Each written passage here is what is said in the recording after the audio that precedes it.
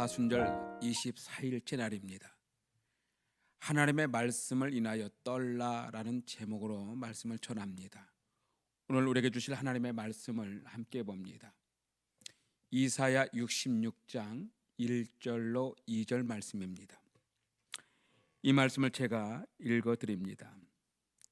이사야 66장 1절로 2절 말씀. 여호와께서 이와 같이 말씀하시되 하늘은 나의 보좌요 땅은 나의 발판이니 너희가 나를 위하여 무슨 집을 지으랴. 내가 안식할 처소가 어디랴. 나 여호와가 말하노라. 내 손이 이 모든 것을 지었으므로 그들이 생겼느니라. 무릇 마음이 가난하고 심령에 통회하며 내 말을 듣고 떠나는 자 그 사람은 내가 돌보려니와. 아멘. 우리는 하나님을 참 좋으신 분으로 알고 믿고 있습니다. 또 사랑의 하나님이셔서 우리를 언제나 감싸주시는 분임을 또 믿고 있습니다. 물론 그것이 사실이고 맞는 말입니다.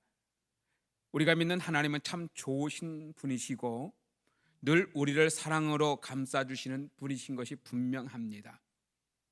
그런데 또 그 하나님 앞에서 또한 우리는 경외함으로 떨어야 할 때가 있고 또한 떨릴 때도 있습니다. 성경의 여러 곳을 보면은 그러한 내용들이 나옵니다.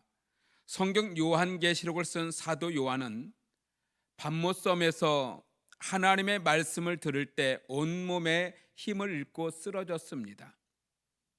사도 바울도 다메섹으로 가는 길에서 부활하신 주님의 음성을 들었을 때 땅에 엎드려져 쓰러지고 말았습니다. 하나님이 모세에게 찾아오셔서 말씀하실 때에 모세도 두려워 떨었다고 기록하고 있습니다. 또한 베드로는 예수님이 바닷속을 훤히 꿰뚫어 보시는 고는 깊은 데로 가서 그물을 내리라 하실 때 깊은 곳에 그물을 내리자 그물이 찢어질 정도로 고기가 많이 잡히는 것을 보고 주여 나를 떠나소서 나는 죄인이로소이다 라고 엎드리는 장면을 우리는 봅니다. 하나님의 위엄을 경험할 때 이렇게 사람들은 그 앞에 두려워 떨었던 것입니다. 그 하나님을 우리도 경외할 수 있기를 간절히 소망합니다. 때로는 하나님의 말씀을 대면할 때에도 그런 전능하신 분이 말씀하시는 것을 생각하며 경외하는 마음으로 들어야 할 것입니다. 그럴 때 우리 하나님도 더욱더 강한 은혜로서 우리 가운데 역사하여 주실 줄로 믿습니다. 오늘 성경에도 하나님이 하늘과 땅을 다 지으셨고 하늘이 보좌이고 땅이 발등상이라 하시면서 무릇 마음이 가난하고 심령에 통회하며 하나님의 말씀을 인해서 떠는 자를 하나님이 보살펴 주신다라고 기록하고 계십니다. 하나님의 말씀을 들을 때 경외함으로 떨 수 있는 마음이라면 하나님이 그 사람의 마음을 가장 기뻐하시고 귀하게 여겨 주실 것입니다. 우리가 듣는 말씀이 감히 어느 분의 말씀입니까? 죽은 자를 말씀으로 일으키신 분의 말씀이 아닙니까? 바람과 풍랑도 말씀으로 잠잠케 하시는 분의 말씀이 아닙니까? 사람들 속에 들어가 있던 군대 귀신도 말씀으로 물리치신 분의 말씀이 아닙니까? 그러니 그 하나님이 나에게 말씀하신다면 그 얼마나 크고 영향력이 크겠습니까? 얼마든지 새로운 역사는 그 말씀 가운데 나타나게 될 것을 믿으십니다. 그런데 하나님을 경외하지 않고 하나님의 말씀을 믿지 않으면 그만큼 말씀의 영향력이 감소될 수밖에 없을 겁니다. 그래서 예수님도 고향에서는 능력을 행하실 수가 없어서 금방 떠나시고 말았습니다. 사람들은 예수님을 육신적인 이해대로 동네 사람, 아는 사람의 아들 정도로 생각하고 있었기 때문에 그 말씀의 능력이 그들에게 나타나지 아니했던 것입니다.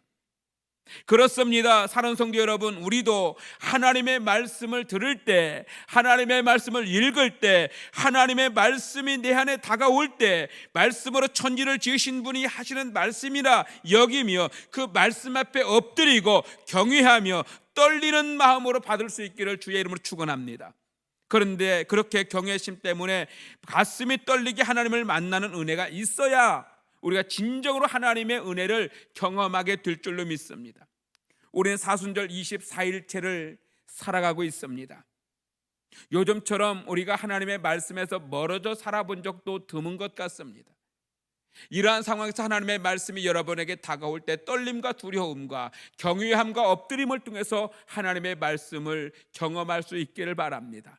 그리하면 이러한 상황 속에서 하나님은 우리에게 오시고 큰 능력으로 우리와 동행하여 주실 줄로 믿습니다.